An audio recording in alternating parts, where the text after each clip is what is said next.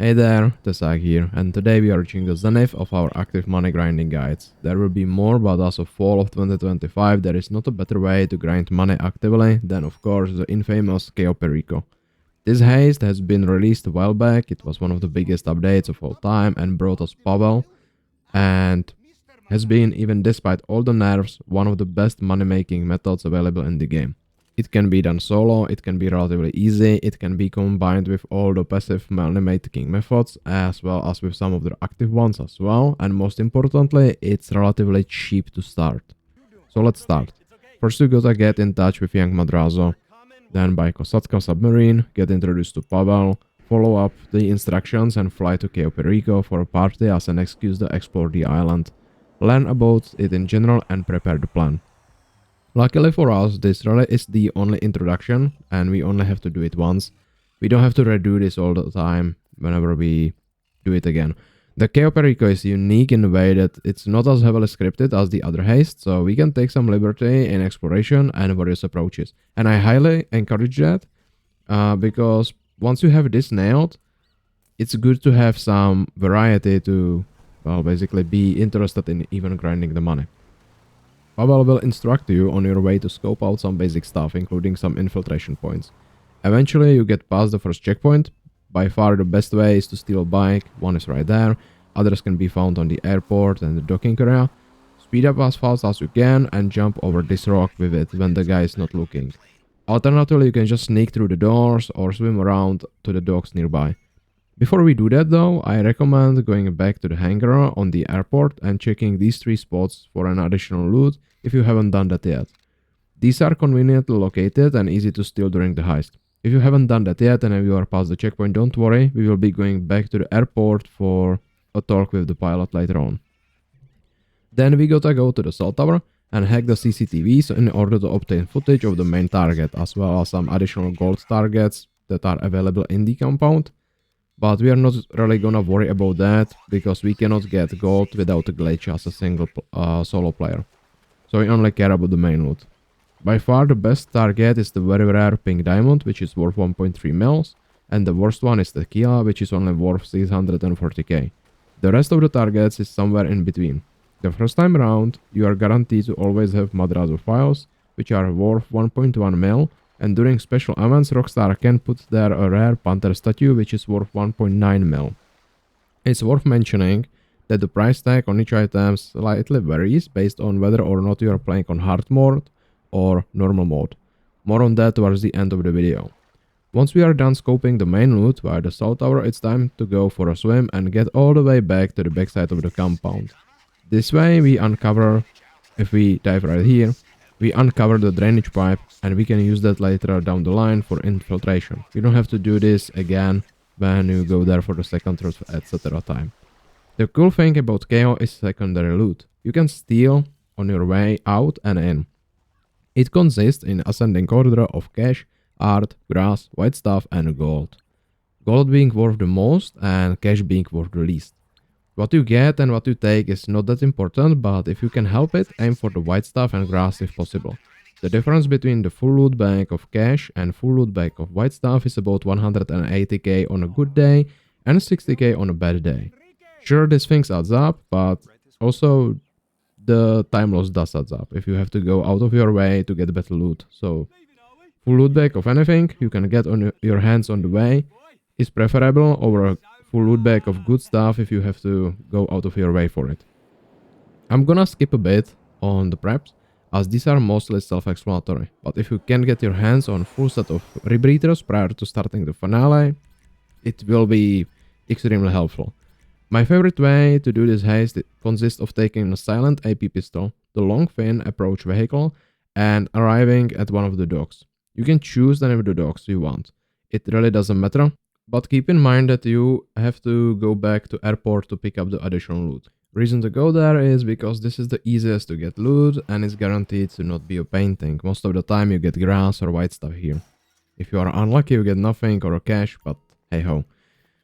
If you see 2 paintings in the office, by all means go for the paintings, as not having to go back to the airport saves a lot of time and makes up for the money loss. Then we head out to the drainage pipe, which is all the way around the island. cut through it, and we are in the compound. The next order of business is to sneak by this route and get rid of these two guards. Then climb on the roof and carefully walk to this wall right here. We drop on the wall and climb over the railings, make sure nobody spots you from below, and keep in mind the game can be buggy mess sometimes, and the guards will be able to see you through roofs and walls sometimes. We get rid of this guard as well, and if we are not lucky enough and we haven't got a key to drop, we can go to this guard as well, and at this specific location we can dispatch of him as well. As long as it's this specific place, his body is not gonna be found. Then we sneak around the balcony and go to the office. If you were lucky enough and got the keys, you can enter via the doors below at this location. If you enter via the doors below, you are safe now. Nobody can find you here unless you do something stupid like firing an unsuppressed weapon. Hit this keyboard and hack it. Then burn the lock and take the main loot. Pavel should inform you that reinforcements arrived shortly after. Don't worry, you are still fine.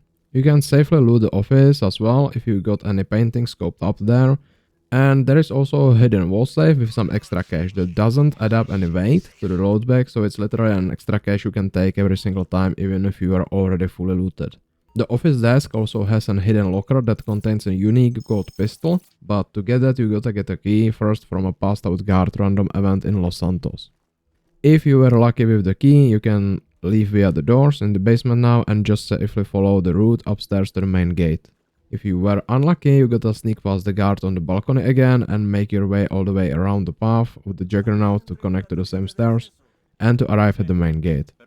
It can be sneaked easily even with the reinforcements, but don't stop around and mind the cons of visions because the guards will see you if you are not careful. For peace of mind, feel free to get rid of this guard as well while his comrades are not looking, but do that just before going to the escape point to the main gate as his body will be discovered.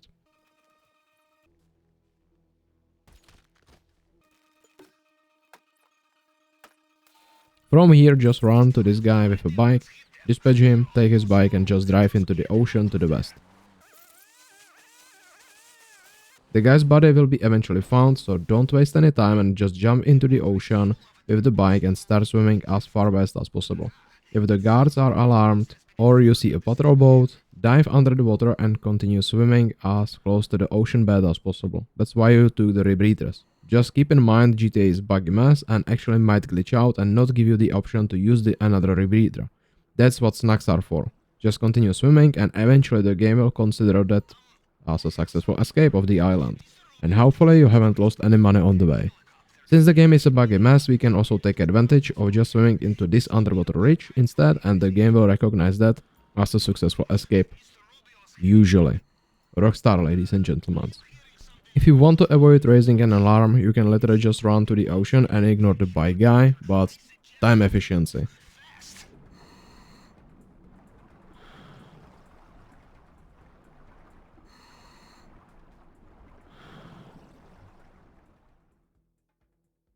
And that's it, you just made a lot of money. Based on your main and secondary loot, that might be anywhere from 1 mil to 2 mils normally, or even close to 2.5 mil during the Panther statue events. But that's not where we stop at this point. You made a lot of money and Cayo Perico is on cooldown. It takes about 48 minutes or 1 in-game day for Pavel to call you and let you know that you can raid it again. If you do that straight away, or at least pay the fee straight away after the call, the Heist will be locked on hard mode and you are gonna make a bit more money this way. It will also be harder a bit, but it might be worth the trouble if you like a little bit of challenge. Likewise, you can aim to do the elite challenge each time, but I just ignore it to keep myself sane. It's not worth the trouble, but surely the money adds up. Either way, regardless of that, you gotta wait now, and the best way to spend the time waiting is actually going back to the agency and launching the Dr. Dre's contract and working on that, since that's guaranteed million as well, which is probably the best way to make money in GTA Online without abusing any glitches.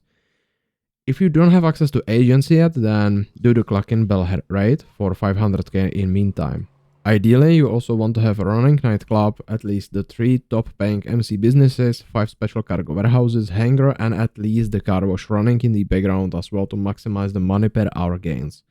But that's passive income, so for the complete setup you might want to check out my other series that teaches you how to turn GTA Online into an idle game that makes you money entirely passively, and that can be combined with Cayo Perico money grind as well. As well as, in order to save the time on this video, which is already pretty long, I'm attaching a playlist with all the setups you can follow. These playthroughs are uncommented, unedited videos of me going through all the required setups, so you can just pick the one you are stuck at, scroll through it and find the spot that gives you the trouble and see how to get past it, how to do it reasonably efficiently, etc. This playlist will also include the scope out and the finale. If you have any issues, ideas, recommendations, or just plain comments, just leave them in the comment section down below and I'm gonna do my best to help you. But hey, for now that's it. There will be 1 or 2 more videos on the topic of making money actively in GTA Online. It's gonna be more focused on the completionist or the fun aspect of the game. So, if you haven't done that yet, make sure to subscribe so you don't miss that out. Until then, see ya. It's nothing now. Nothing at all. It's over.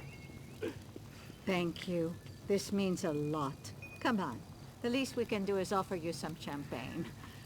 And then I think I need to sleep for a week.